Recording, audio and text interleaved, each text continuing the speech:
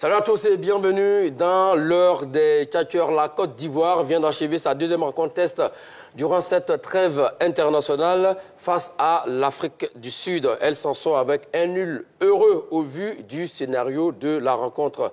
Le sujet du jour, amical, la prestation des éléphants face à l'Afrique du Sud est-elle inquiétante? Ils sont là, vos catcheurs, Charles Demandé et Martial Gourou. Salut à vous, messieurs. Salut Magat. Salut. Comment allez-vous? Ça va assez bien. Comme vous le savez, depuis le début de cette nouvelle saison, nous avons toujours notre sondage sur la question du jour. La prestation des éléphants face à l'Afrique du Sud est-elle inquiétante? Nous vous donnerons d'ici la fin de cette émission les résultats de ce sondage. Le téléphone également sera de la partie 27 21 59 93 99 27 21 59 93 99. Si vous êtes en dehors de la Côte d'Ivoire, ne vous appelez surtout pas. Il vous suffit simplement d'ajouter le 00225 comme préfixe. Messieurs, avant donc de mettre les pieds dans le plat, nous allons donc écouter le sélectionneur Jean-Louis Gasset en conférence de presse d'après-match.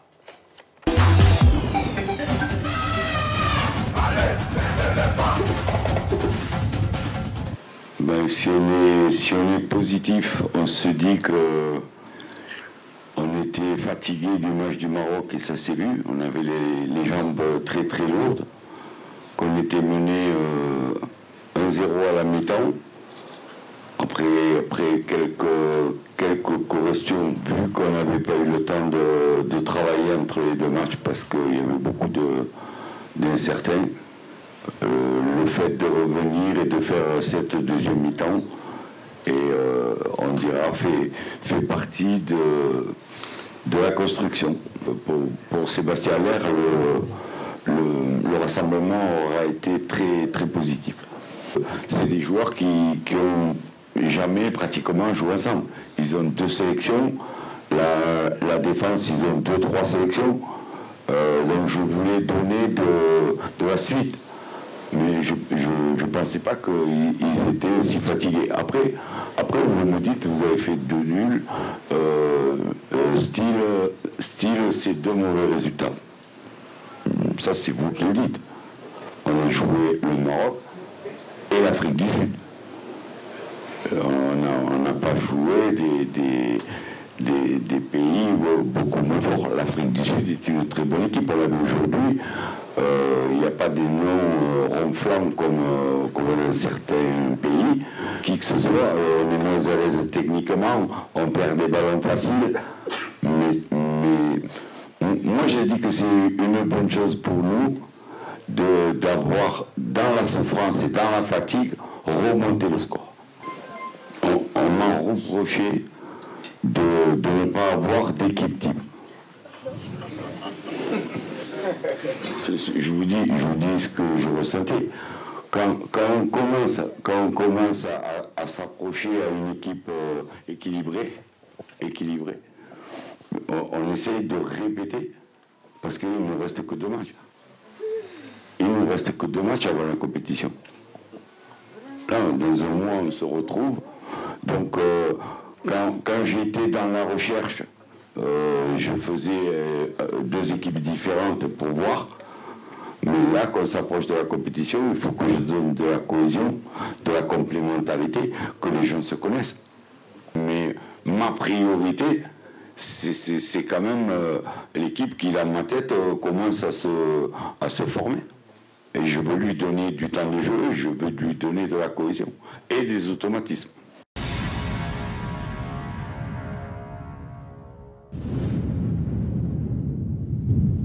Voilà, c'était à l'instant le sélectionneur Jean-Louis Gasset en conférence de presse d'après-match. Charles Demandé et Martial Gourou. Charles, pour vous, il a dit par exemple que l'adversaire n'avait pas de joueurs de non-ronflant. Mais logiquement, on devait les étrier.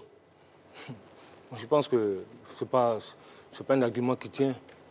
c'est pas un argument qui tient. On sait tous que cette équipe sud-africaine n'a pas de joueurs, de grands noms de joueurs ronflants. C'est une équipe qui est composée essentiellement de joueurs évoluant au pays, à Orlando Pirates, à Kaizer Chiefs et à Mamelodi Sundowns. Donc on le savait très bien. Donc je pense que ce n'est pas un argument qui peut me convaincre. Ça peut convaincre d'autres personnes, mais moi, ça ne peut pas me convaincre. Mais le fait que les joueurs évoluent dans leur pays ne fait pas d'eux aussi des mauvais joueurs aussi également. Justement, ce qu'on dit, c'est par rapport à ce qu'il a dit. Voilà. Donc, justement, oui. Je peux rebondir sur ce qu'il a dit. Allons-y. En fait, ce que je veux dire, il ne faut pas mépriser ce qu'il a dit. Parce que, vous savez, quand un club joue contre une sélection, la plupart du temps, le club gagne. Parce que les joueurs, le 11 entrant, est constitué majoritairement de joueurs de Mamelodi Sundowns. Ça, tu peux le vérifier sur la liste. Donc, ça veut dire que c'est des gens qui ont l'habitude de jouer ensemble, ils ont un collectif. Donc, c'est important. Oui, dans le jeu, c'est important. Mais est-ce que collectif, dans la Côte d'Ivoire, collectif, c'est ça? Non, la Côte d'Ivoire est une équipe en construction. Lui-même, il a dit oui, toujours. Tant que la compétition n'a pas commencé, je crois que les réglages se font. Donc, la Côte d'Ivoire est une équipe. Contrairement à l'Afrique du Sud, qui a quand même des certitudes par rapport à ses joueurs. C'est les mêmes qui jouent. Alors que du côté de la Côte d'Ivoire, vous voyez qu'à chaque regroupement, il y a des changements qui interviennent. Mais moi, je pense que ça me fait rire. Une équipe en construction. Mais cette construction de maison qui se construit là, vraiment, ça met du temps hein, à construire cette maison. Mais c'est pas fini. Non, il faut arrêter avec ce discours-là. Parce que c'est un discours, tu vois, ce genre de discours ne nous arrange pas. Depuis longtemps, même avant l'arrivée de Boumel, de Camara, c'était la même chose. L'équipe en construction. Tout le temps, pour justifier certaines choses, l'équipe en construction. Après la CAN, on va me dire encore que l'équipe en construction. Non, le monsieur fait un travail. Tant que la mission pour laquelle il est venu n'a pas commencé, il continue de parfaire son équipe. Justement, ça, c'est la logique. Compris, donc, nous aussi, il fait son travail, nous aussi, nous faisons notre travail. Chacun fait son travail. Il fait son travail, nous faisons notre travail. Et nous, on constate que la construction, là, met du temps. Voilà, c'est ce que je suis en train de dire. D'accord, voilà. Avançons, messieurs. On va voir donc les meilleures séquences donc, de ce match. Parlant donc des éléphants à deux visages, on a eu une entame de match comme face au Maroc. Lors des 5 premières minutes, on dit, ah tiens, dis donc, la Côte d'Ivoire encore dans ce match.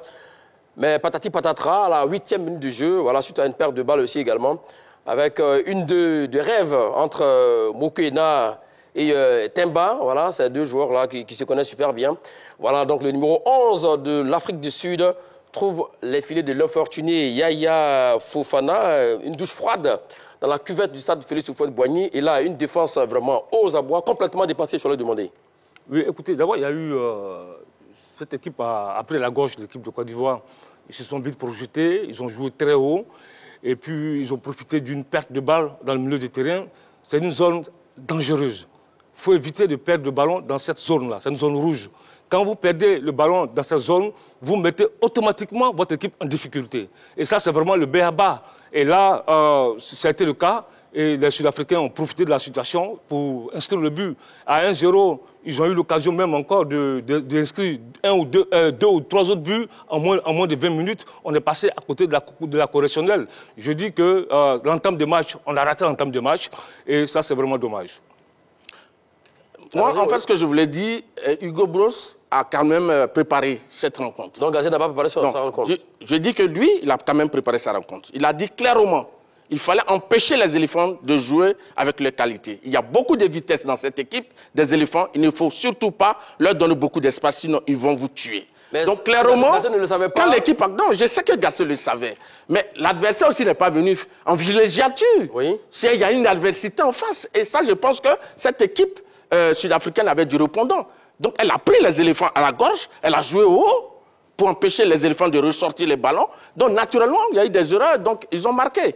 Donc, je pense que c'est un but normal. Un but normal. Comment se fait-il que dans la surface de réparation, en ce moment-là, on a 4, 5, 6 joueurs des Ivoiriens, et là, il est libre de tout placement, de tout marquage, le dossard numéro 11, qui donne ce ballon au numéro 4, Mokoena, qui lui remet ce ballon, et il y a Temba, qui a tout le loisir d'ajuster sa frappe, l'intérieur du pied imparable. Magad. C'est une défense vraiment qui est complètement dépassée. En fait, ce que je voulais dire, non, la défense n'est pas... C'est une phase de jeu. Vous savez, c'est parce que l'adversaire commet des erreurs que l'équipe en face profite pour marquer. Sinon, si chaque équipe jouait correctement, il n'y aurait pas de but. Si vous voulez gagner une canne, il faut éviter ce genre d'erreur. Non, ça peut arriver. Je dis que c'est arrivé, Mais ça ne veut pas dire que tout au long du match, la défense n'était pas à la rue, comme ce qu'on a vu tout à l'heure.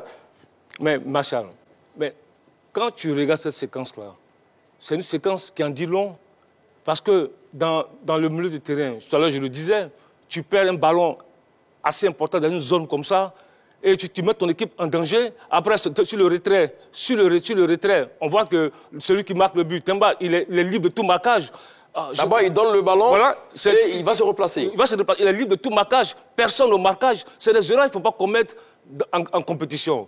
C'est vrai, on prépare la Coupe d'Afrique des Nations. Mais ce genre d'erreur, tu joues contre Sadio Mané, tu joues contre Mohamed Salah ou Victor Osimhen et autres, des équipes qui ont des attaquants de race. Mais on va prendre une gamelle. Donc je dis, il faut faire attention. Il faut éviter ce genre d'erreur-là. Il faut, quand, à l'entame de match, il faut pas... Parce que 1-0, vous avez vu après les enchaînements qu'ils ont effectués, ils ont eu l'occasion de doubler la mise, de marquer même un troisième but. Là, le match était plié. Monsieur Magat.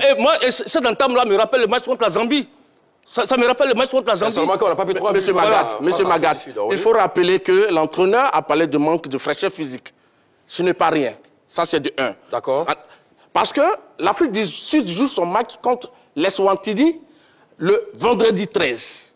La Côte d'Ivoire joue face au Maroc le samedi 14. Ce n'est qu'un jour de récupération. Non, oui, mais c'est important. C'est important. Je n'ai pas fini. Maintenant, par la suite, monsieur l'entraîneur de l'Afrique du Sud, Hugo Bruce, il n'a pas apprécié la défaite, le match nul de ces garçons face à l'Eswatini.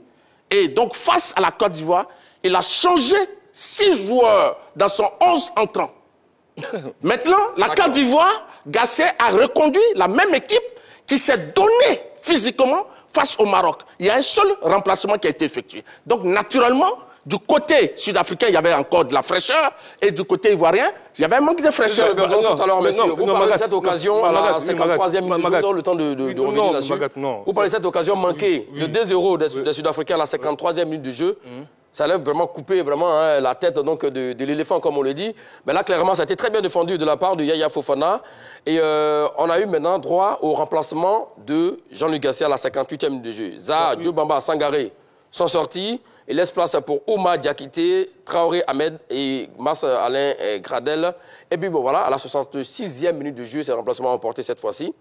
Suite à une action de grande classe, de haut niveau également, voilà, entre Ghislain Kounan qui donne le ballon à Kessié pour Ouma Diakité, pour Senghor Wilfried, et le centre qui arrive pour la tête de Sébastien Haller, qui se régale comme on aime. Et ça, voici la Côte d'Ivoire comme on aime, je l'ai demandé sur cette action, sur l'égalisation. Il y a eu une belle réaction de la Côte d'Ivoire sur cette occasion-là. C'est vrai qu'on a vu que Traoré Ahmed ont apporté de la vitesse, de la fraîcheur physique. On a vu aussi que Ouma Diakité, qui est à l'origine du but, qui donne le ballon à Singo qui envoie le centre et la tête de Haller. Il n'a pas besoin de chaque visite du pape pour inscrire un but. Vous voulez dire que la visite du pape est rare, hein? D'accord. Il faut lui donner le ballon et il va le mettre au fond. Mais tout à l'heure, je voulais rebondir rapidement sur ce qu'il a dit. Il a dit que la fraîcheur physique. Mais l'équipe sud-africaine a joué, tu as dit le 13. Mais elle a effectué un voyage de 6 heures. Pour Abidjan. Malgré ça, physiquement, elle était au top. Elle a fait déjouer la Côte d'Ivoire. Donc, ce que tu soulignes comme état physique, fraîcheur physique, ça ne tient pas. Et là, Gasset lui-même, avant le match, en conférence de presse, il a reconnu. Il dit... Face à l'Afrique du Sud, j'espère qu'on va livrer le même match contre le Maroc. Je vais tenir compte de l'état physique, émotionnel de mes joueurs. Il y a certains qui sont fatigués, d'autres ont des petits bobos. Mais quand tu le dis en conférence de presse, d'avant-match, oui, tu sais que tu vas tenir compte de l'état physique de tes joueurs. Qu'il y a des joueurs qui ont des petits bobos. Et tu alignes la même équipe. Oui. Mais je te fais toi-même Harakiri. Donc, non, mais voilà. Je vais donner l'explication. Il n'y a pas d'explication à donner, monsieur. Je vais donner l'explication à donner. Mais je vais donner l'explication. Je donne l'explication. Allons-y. Monsieur Gasset veut avoir des certitudes. Il a vu une équipe qui a bien joué face au Maroc. Oui. Et il sait qu'il a 2 mois. Et il le dit lui-même. J'ai aligné la même équipe que celle face au Maroc parce que ma priorité, c'est l'équipe qui se forme dans ma tête. et il me rapproche de mon 11. C'est vous-même qui demandiez ici que M. Gasset n'a pas de 11. On ne voit rien venir. Pour une fois, il dit qu'il est proche de son 11 et il a vu une équipe face au Maroc, donc il voulait reconduire cette équipe. C'est pourquoi M. Magat, M. Gasset, sachant que ces garçons manquaient de fraîcheur physique, a préféré réaligner la même équipe pour pouvoir avoir des certitudes et se rapprocher de son 11. Et je pense que c'est important. Bon, vous avez la réponse. Non, mais ça, c'est pas ça. Non, je ne suis pas convaincu, il ne peut pas me convaincre. Ouais. Parce que c'est trop grave. Il sait très bien qu'il y a les joueurs qui ont des bobos. On savait très bien que Sangaré n'était pas en forme. On savait très bien que Zaha n'était pas en forme. Et lui-même le dit. Il va tenir compte de l'état physique et émotionnel de ses joueurs. Et tu alignes la même équipe. Et là, en entame de match, tu te fais bouffer. On a vu comment cette équipe était cramée. Physiquement, elle était morte. Mais attends, tu t'imagines un peu. Tu joues une Coupe d'Afrique des Nations. Les matchs, c'est chaque 3-4 jours. Tu fais comment? Tu gères ça comment? Non, il faut faire attention. Donc, dans le même rythme, on vous a compris, hein, si c'était dans le rythme de la CAN, on serait passé à côté complètement. Non, mais pas forcément. C'était un match donc. L'équipe adverse aurait eu le même temps de repos que la Côte d'Ivoire. C'est pas la même chose. Qui n'ont pas marché, comme la prestation à double visage, hein, qui nous a été donnée de voir. Ce qui nous amène à notre débat. La prestation des éléphants de Côte d'Ivoire face à l'Afrique du Sud est-elle inquiétante? Je vais lui demander, vous avez la main. Oui, je pense que la prestation, la question est bien précise. La prestation des éléphants face à l'Afrique du Sud est-elle inquiétante? J'ai dit oui. Oui à 100%. Parce qu'il y a eu beaucoup de choses qu'on a vues. Moi, je me suis dit, bon, peut-être qu'au sortir de ce match contre l'Afrique du Sud, j'ai dit, attention, donc le match contre le Maroc, la première mi-temps, c'était un exploit, c'était un coup. Parce que là, on a vu une équipe qui est retombée dans ses travers. Ce match, cette première mi-temps... Un coup à mettre à la type de Gasset, hein? Oui, bon, ça, c'est toi qui vois ça. D'accord. Donc,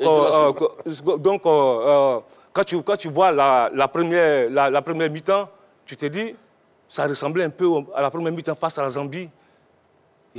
On a été dominé au milieu du terrain.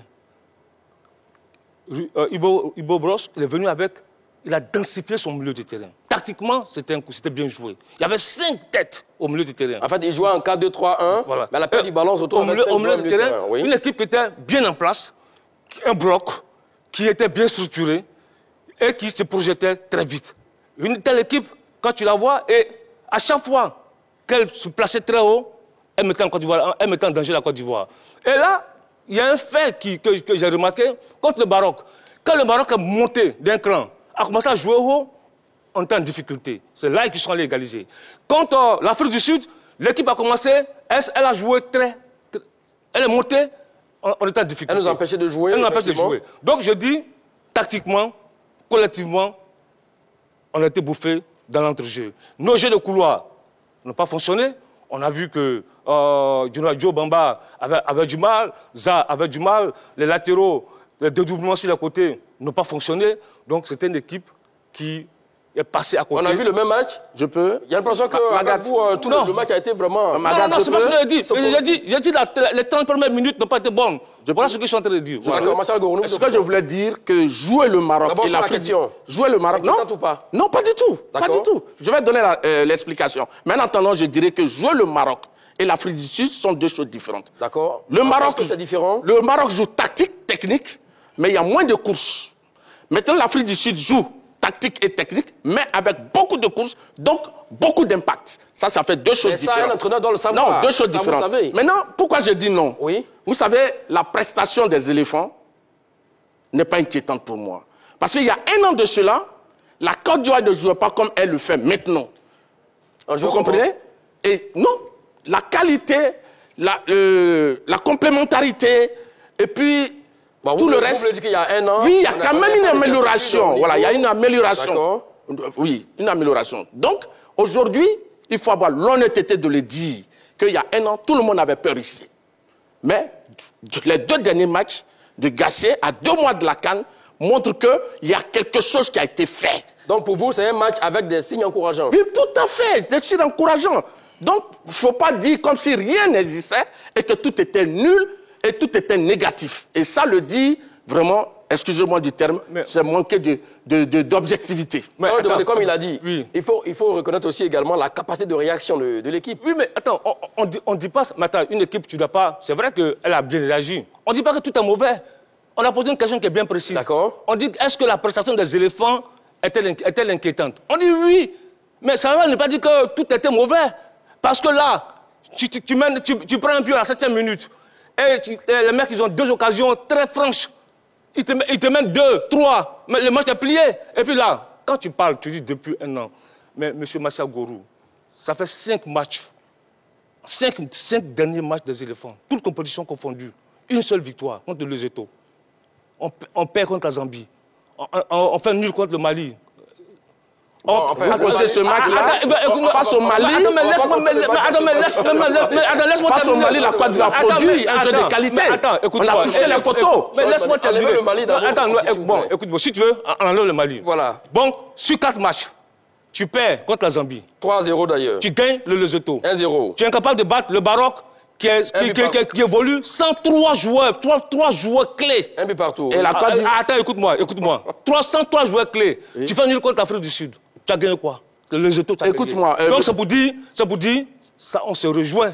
Quand je dis toujours que face aux bonnes équipes, bien structurées, bien organisées, on a souvent du mal. Et ça, les chiffres sont là. Monsieur Choileau, si on voulait se baser sur votre analyse, qui pour moi ne repose sur aucun élément probant, parce que c'est clair. Si on voulait se baser sur ce que vous dites, je crois que la Côte d'Ivoire aurait pris quand même 5 à 6 buts face au Maroc. Parce que le Maroc, c'est pas n'importe quoi. C'est pas le Lesotho. Il est en train de dire que on a vu cette équipe de Côte d'Ivoire, que quand elle joue face à des grandes équipes, mais le Maroc est le numéro 1 en Afrique. Oui, mais justement, demi-finaliste de la Coupe du Monde. Mais ce Maroc-là n'a pas été au-dessus de la Côte d'Ivoire.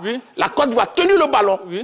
Vous comprenez? Et c'est la même chose face à l'Afrique du Sud. La Côte d'Ivoire, 62% de possession. Maintenant, ce que je veux dire, ce qui n'a pas marché en première mi-temps pour la Côte d'Ivoire, c'est qu'il y a les côtés, les milieux sortants étaient trop statiques. Ils ne jouaient pas en mouvement. Et ça posait un problème. Maintenant, en deuxième mi-temps... Et ça ne vous inquiète pas? Non, ça ne m'inquiète pas. Parce que c'est le même entraîneur qui a fait des remplacements. Et on a vu avec les entrées, et c'est les mêmes joueurs sur le même effectif de la Côte d'Ivoire. Il n'est pas allé chercher des joueurs au Brésil. C'est des joueurs ivoiriens.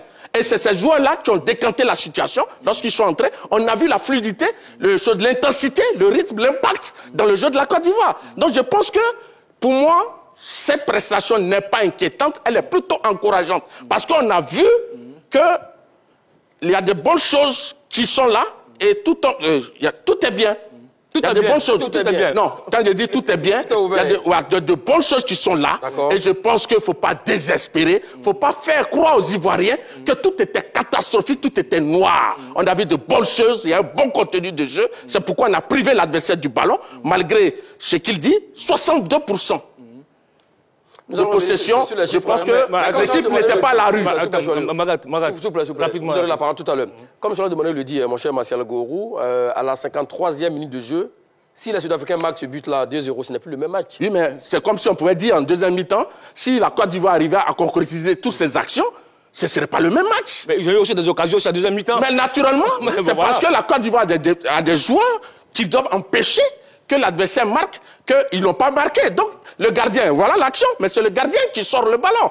Ce n'est pas le poteau. Donc, c'est pour dire qu'il y a eu quand même de la résistance en face. Et mais ça même-t-il même que ce team n'était pas aussi cadré que ça.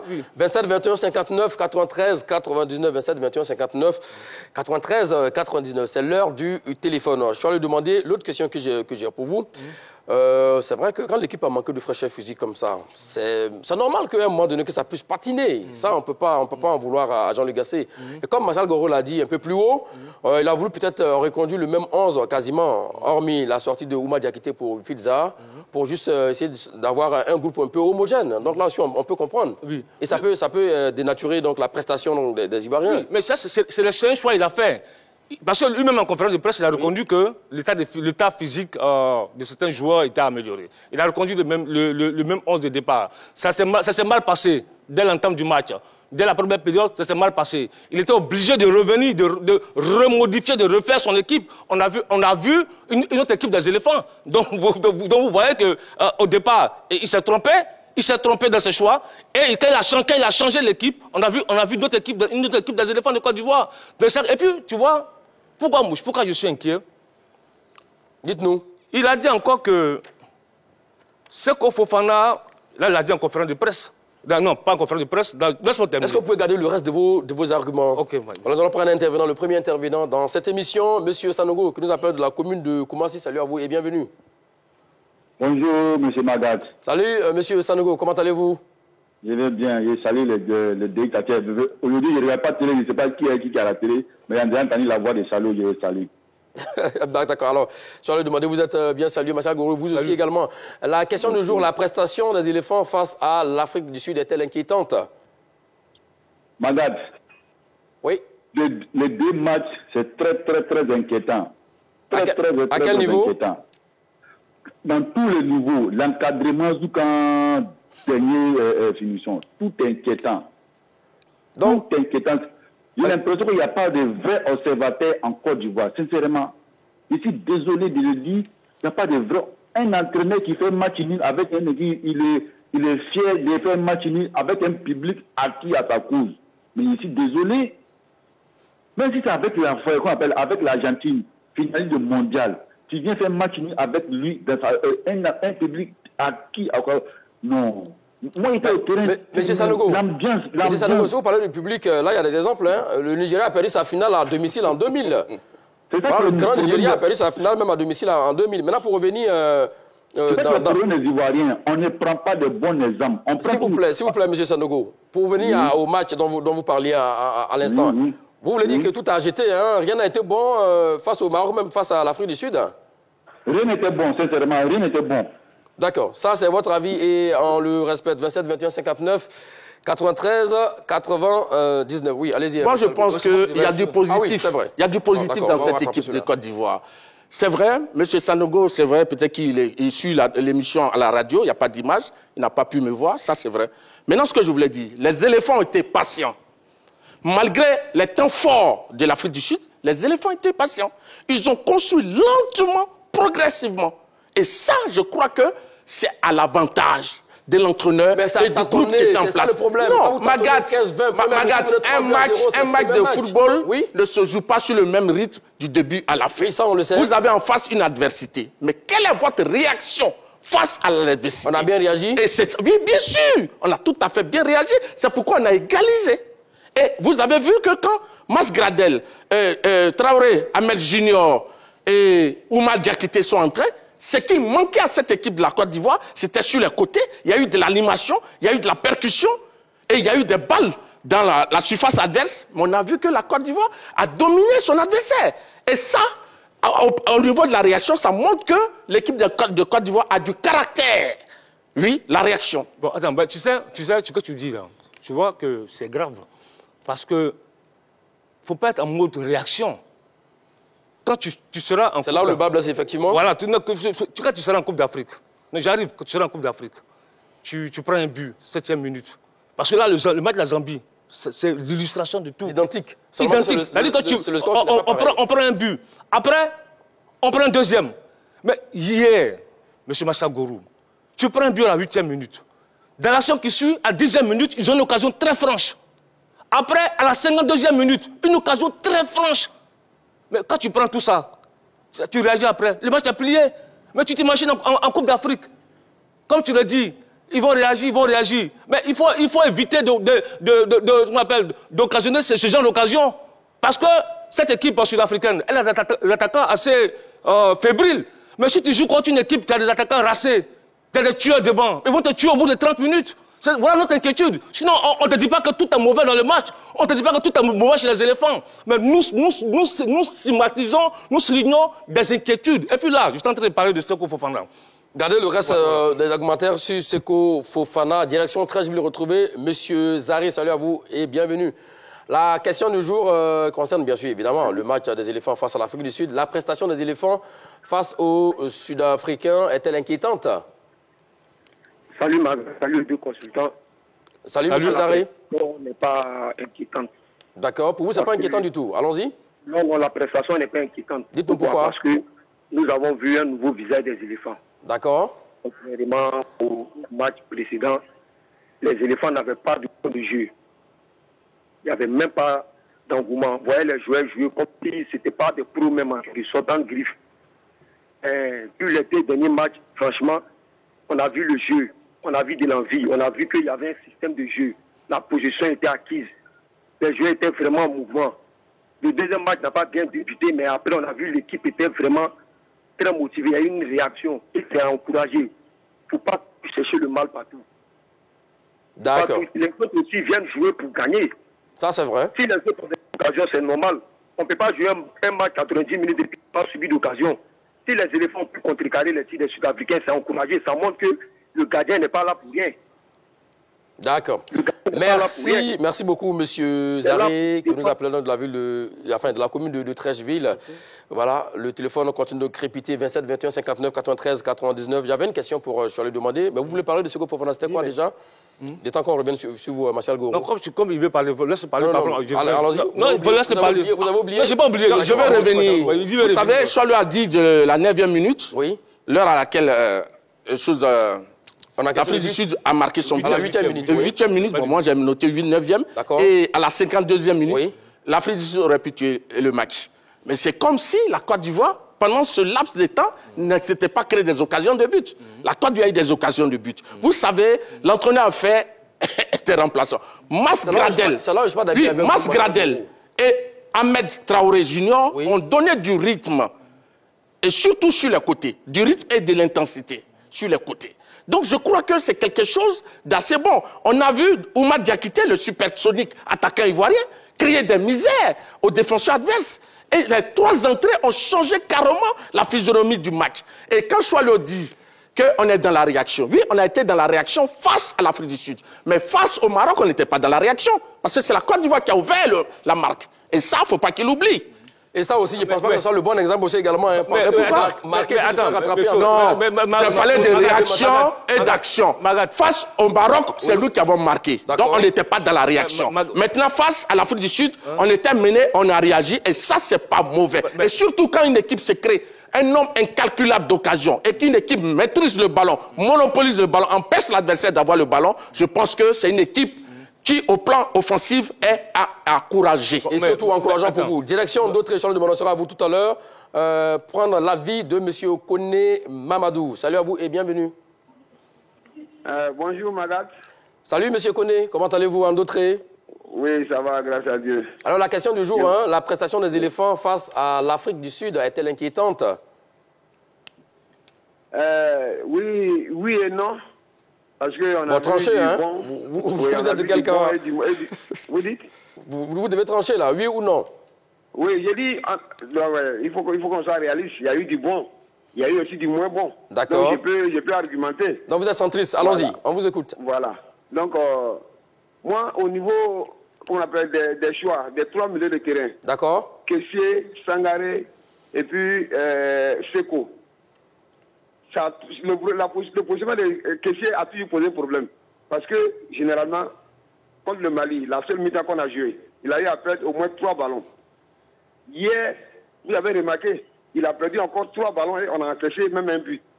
Donc, il va falloir vraiment trouver le vrai positionnement de Kessié. D'accord, M. Koné, donc vous donnez votre avis puis, sur le positionnement de Kessié, c'est bien cela. Hein. On aura le temps tout au long de cette semaine et même la semaine à venir de revenir sur certaines individualités au niveau des éléphants de Côte d'Ivoire. Merci à vous, M. Koné Mamadou, qui nous appelle donc de Ndoutré. Allons-y sur le demandé. Oui, déjà rapidement rebondir sur ce qu'il a dit tout à l'heure, que l'équipe a réagi, etc., etc. Mais tu vois, parce que je te dis, tu reprends le match contre la Zambie. C'est important ce match-là.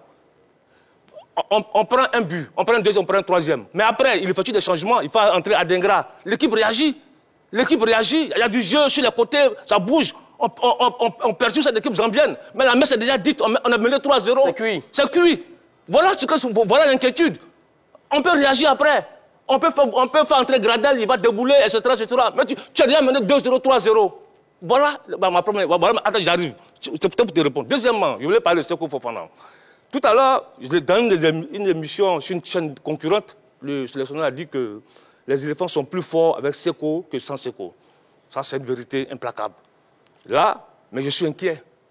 Pourquoi? Parce que quand les éléphants sont forts avec Seko que sans Seko, à partir de... C'est pas un bon message? Non, attends. Il faut noter ça aujourd'hui. Tous nos adversaires qui vont nous croiser vont mettre en place Un système anti-séco. Un système, un plan anti-séco. Mais comment on résout ce problème? Comment lui va résoudre ce problème? C'est l'une des équations qu'il doit chercher à résoudre. Bon, c'est pas encore arrivé. Non, mais il faut... Attends, je vais répondre. Attends. Je peux répondre. C'est pas quand ça va arriver que ça se passe qu'on va pas... Donc, je dis maintenant, moi, je vais poser la question à M. Jean-Luc Gasset. Comment il va résoudre ce problème-là? Je peux répondre. Si Seko Fofana est bouclé, s'il y a un plan anti-Seko Fofana, est-ce qu'il aura encore d'autres arguments? Voilà, c'est ce que voilà. En fait, ce que je veux dire, je peux répondre. Si vous nous suivez actuellement, je peux répondre. C'est pas à toi que je parle. Je parle à Jean-Luc Gasset. Je parle à Jean-Luc Gasset. Tu n'es pas l'entraîneur. Je parle à Jean-Luc Gasset. Moi, je peux répondre. Je ne suis pas une momie sur ce plateau. Je parle à Jean-Luc Gasset. C'est un débat contradictoire. Excusez-moi, je parle à Jean-Luc Gasset. Je n'ai pas le sélectionneur de l'équipe nationale de Côte d'Ivoire. C'est à Jean-Luc Gasset qui parle. S'il vous plaît, Choualio. On n'a pas à répondre. Jean-Luc Gasset parle, c'est pas à toi que je parle. William, si vous voulez retrouver M. Cissé, ça chauffe ici en plateau, ramenez un peu le calme. Cher ami Cissé, salut à vous et bienvenue. Bonjour, monsieur. Salut, monsieur Cissé. Bonjour. Bonjour à tous les consultants. Bonjour. Alors, la question du jour, la prestation des éléphants face à l'Afrique du Sud est-elle inquiétante? Bon, pour moi, je pense que la prestation des éléphants face à l'Afrique du Sud, c'est un bilan mitigé. D'accord. Un peu inquiétant d'abord vu le déroulement du match à la première mi-temps. D'accord.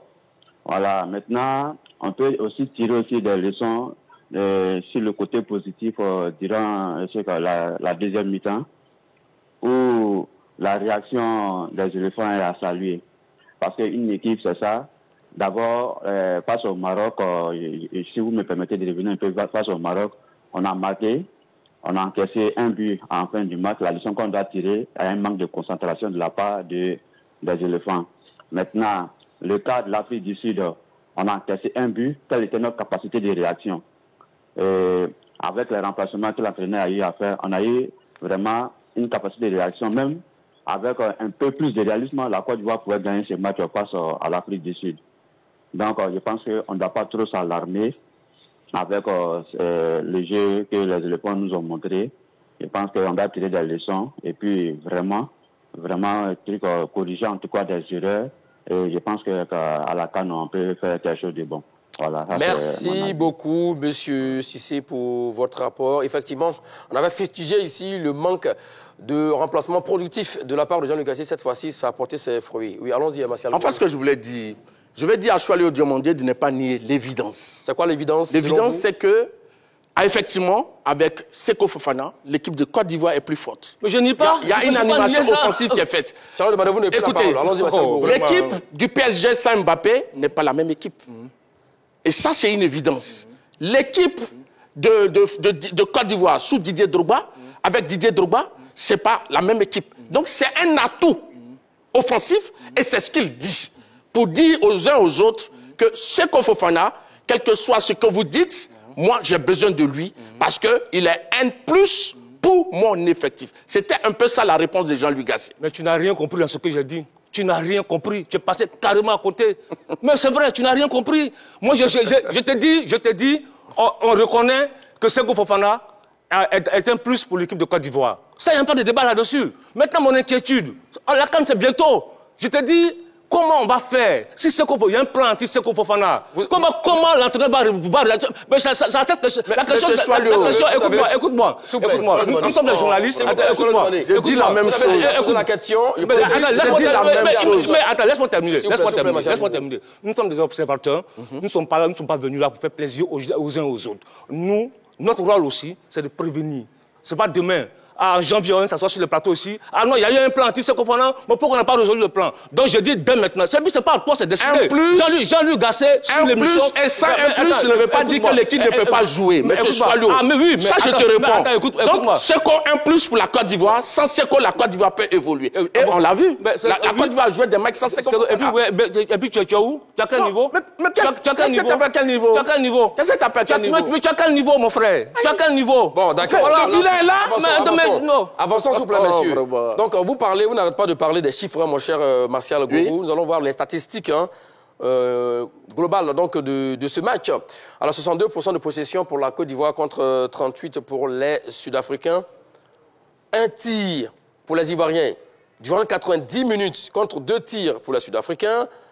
Un tir cadré pour la Côte d'Ivoire, ça dit un tir cadré, et compte 2 pour les Sud-Africains, 11 corners sur 4, 81 attaques pour la Côte d'Ivoire contre 67 pour les Sud-Africains, 60 attaques dangereuses contre 38. Martial Goro, si ça, c'est pas inquiétant, c'est quoi? Parce que avoir... Attends, je n'ai pas vu les statistiques que vous avez données. 60 attaques dangereuses. Oui.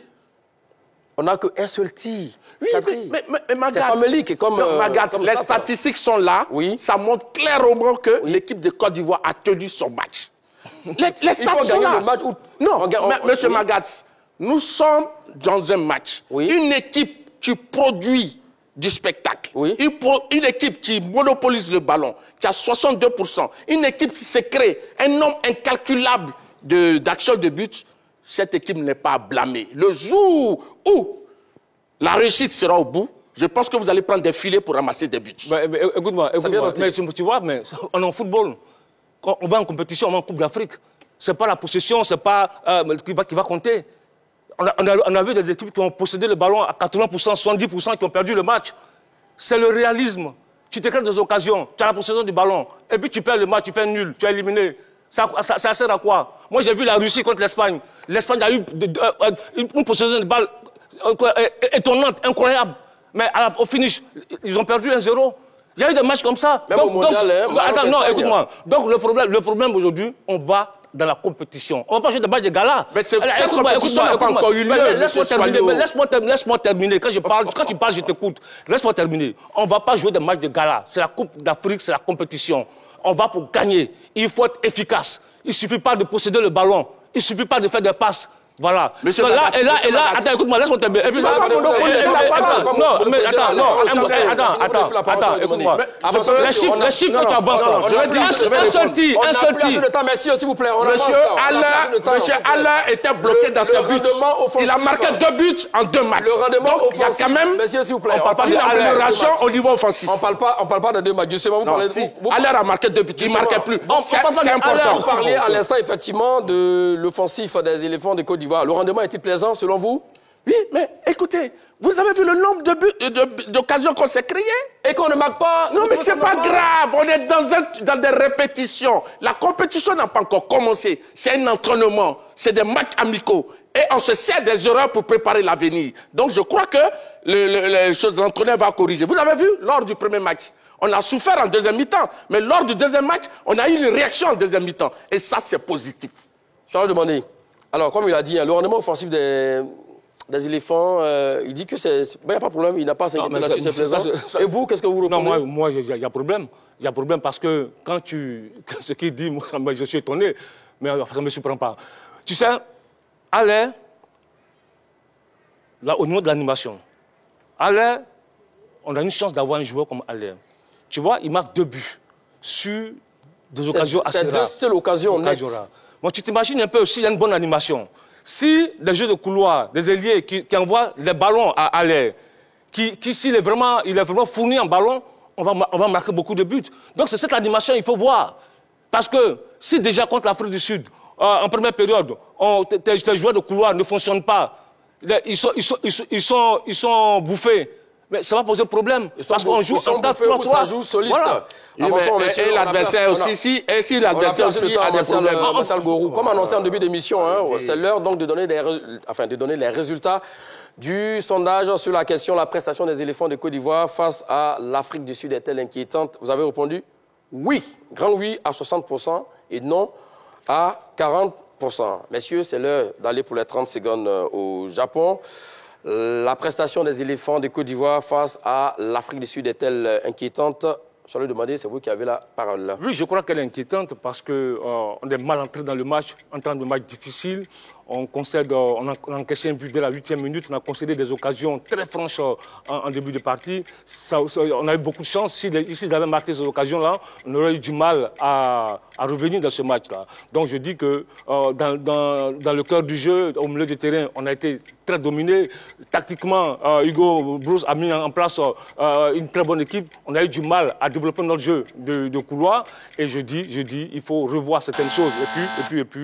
Vous avez beaucoup de choses à dire. Charles demandé, mais bon, vous n'avez que 30 secondes. C'est fini. Allons-y, Martial Goro. Moi, je pense qu'il n'y a pas de quoi s'inquiéter. On a vu, comme vous l'avez dit, une équipe de Côte d'Ivoire 2 visages. Une première un peu difficile, et puis une seconde avec de très bonnes réactions.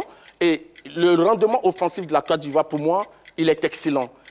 L'équipe de Côte d'Ivoire s'est créé de nombreuses occasions de but.